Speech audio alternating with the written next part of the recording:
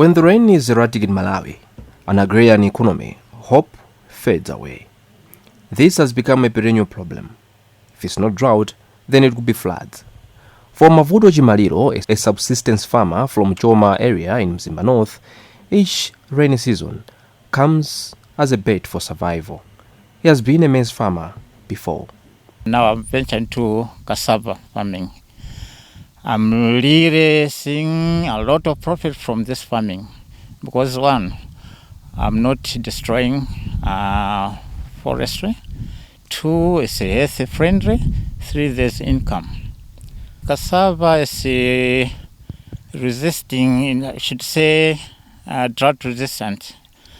While maize is really a problem due to climate change.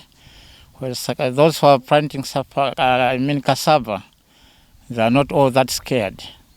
They do earn something from cassava, whether it will be that dry spell or not, compared to those who are doing maize farming.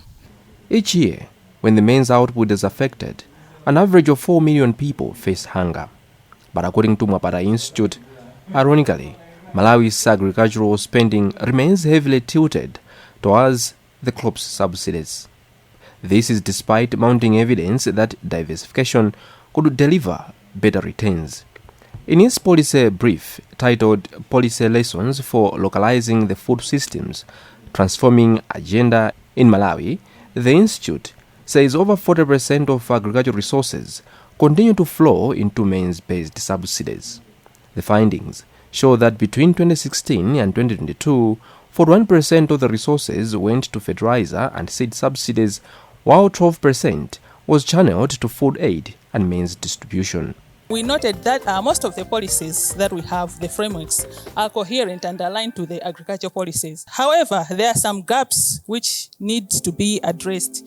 For instance, the nutritional policy there mainly focuses on nutrition for under 5 children. We also noted that there is a gap in terms of food waste management, retail marketing, and cold storage management. Apart from that, there is a prioritization of maize production, so that undermines the diversification efforts.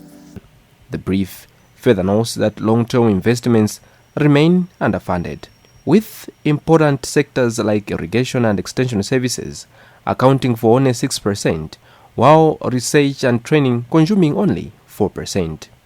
In the 2025-2026 budget, over 241 billion kwacha was earmarked for the implementation of fertilizer subsidy programs. However, Malawi has potential to embrace cassava and other crops as maize complements. According to the Agriculture Production Estimates Survey, Malawi produced over 6.2 million tons of cassava in 2022, ranking 16th globally. Consumption is projected to rise to 1.9 million tons by 2026. Cassava's strength lies in its resilience, thriving where maize struggles during dry spells and erratic rainfall. Agricultural policy expert warns that continued prioritization of short-term consumption support will perpetuate food insecurity.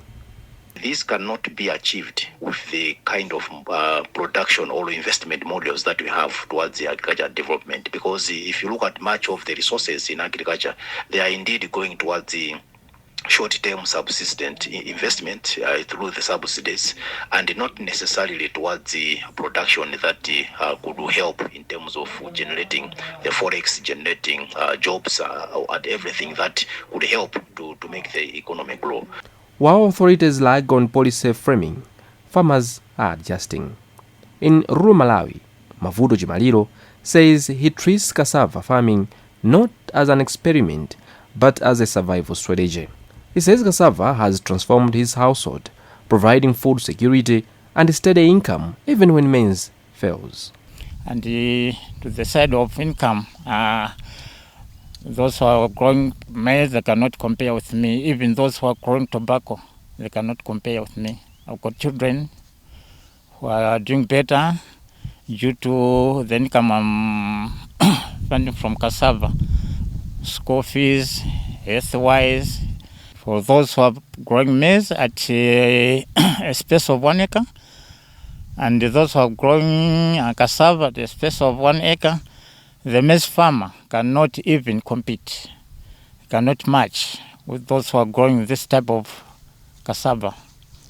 1 acre, if you have managed it very well, you can earn about 7 million.